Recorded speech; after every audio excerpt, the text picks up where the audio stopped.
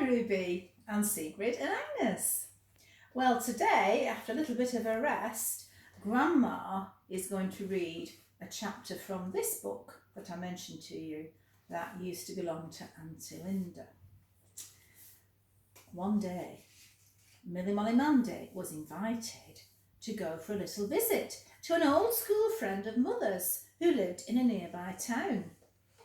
Uncle was to take her in the pony trap on Saturday morning on his way to market and fetch her on Sunday evening so that she should be ready for school the next day.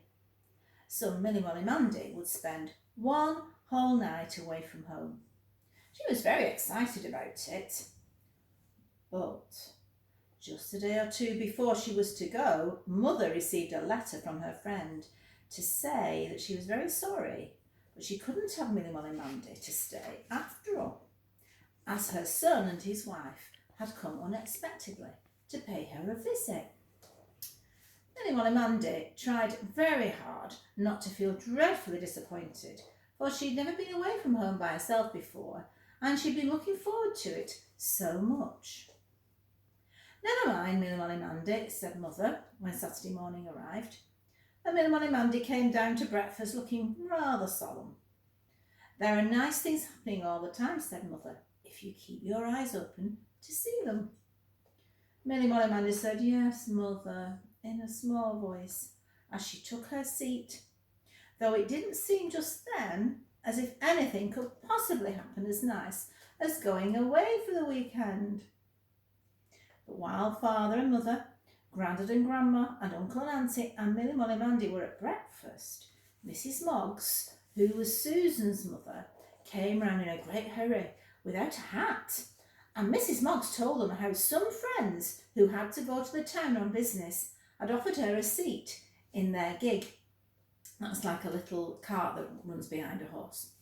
And as Mrs. Moggs' mother lived there, Mrs. Moggs thought it was a nice opportunity to go and see her, only she didn't like leaving Susan alone all day, and there wasn't room for her in the gig.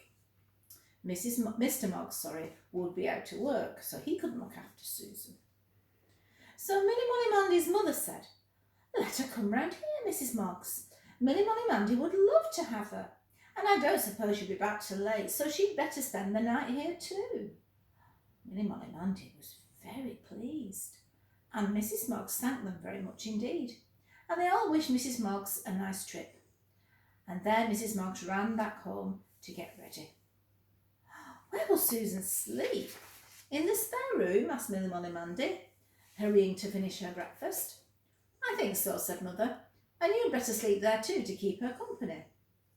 Millie Molly Mandy was very much pleased at that, for she had never slept in the spare room. Her cot bed was in the one corner of Father and Mother's room. She didn't even have a bedroom of her own at this stage in her life. Why, Mother, she said, I can't have a visit of my own, but I'll just be able to enjoy Susan's visit here instead, won't I? Perhaps it'll be almost quite as nice.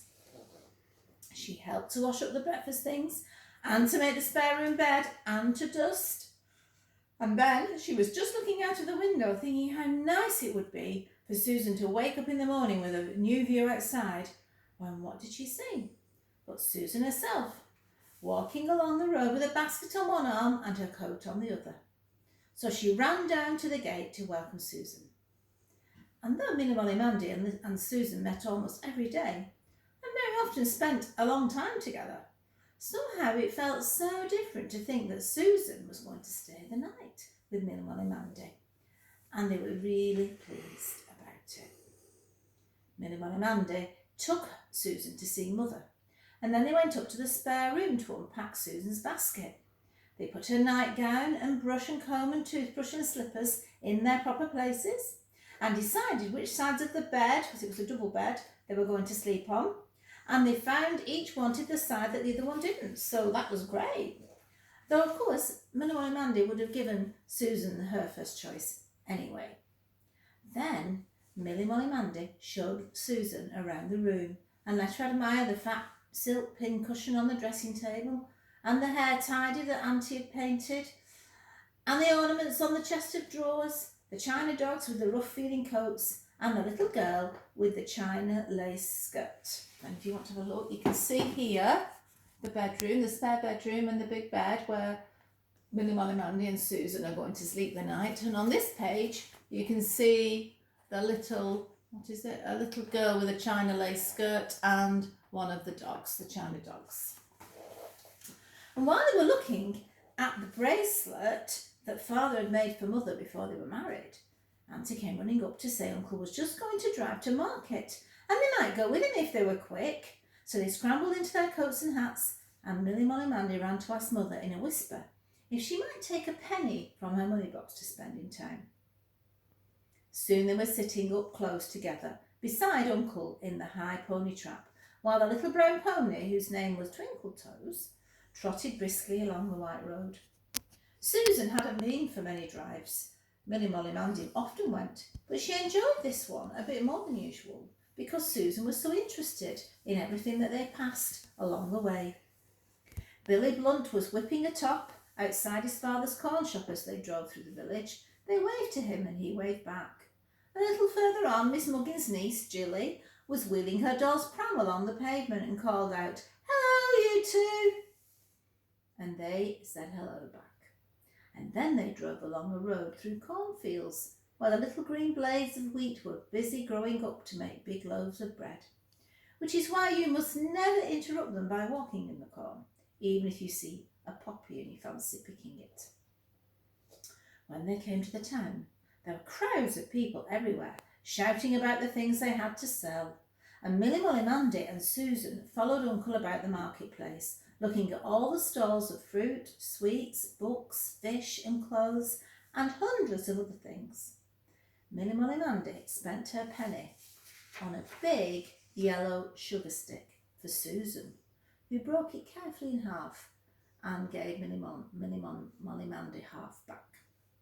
And when Uncle had done his business, he took them to have dinner at a place where all the tables had marble tops, which made such a sharp clatter unless you put your glass down very gently.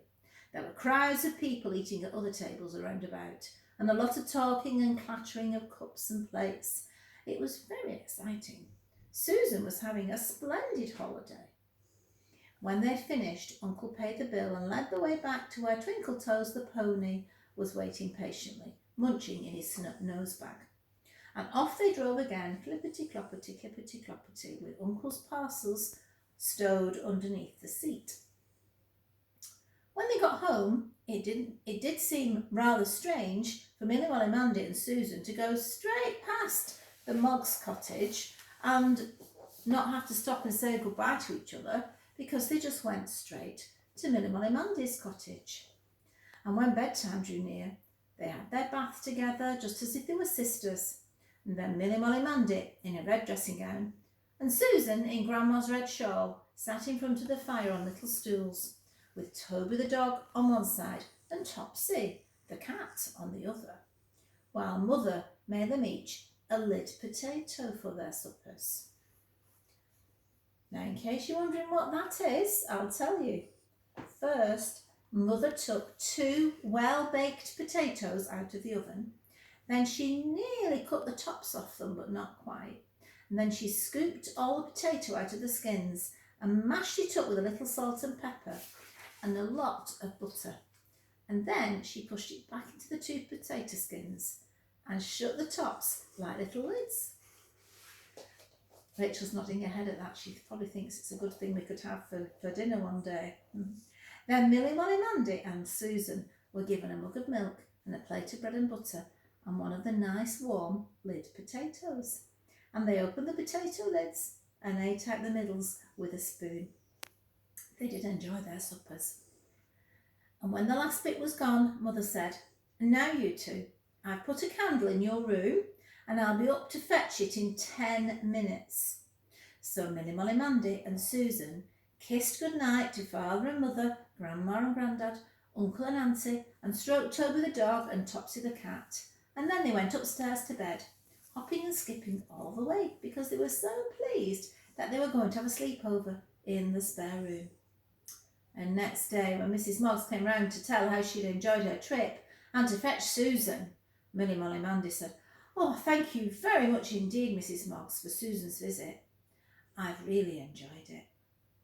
So even though Millie Molly Mandy couldn't go to visit her mother's friend overnight, she had a really enjoyable time because her friend came to visit her instead. And though Grandma can't come and visit you, and you can't come and visit Grandma, we can have a good time reading Millie Molly Mandy stories together, can't we? Okay, tomorrow I will read you another story from this book. I'm trying to decide which one. I don't know. It'll be a surprise, won't it? But for now I'll say bye-bye.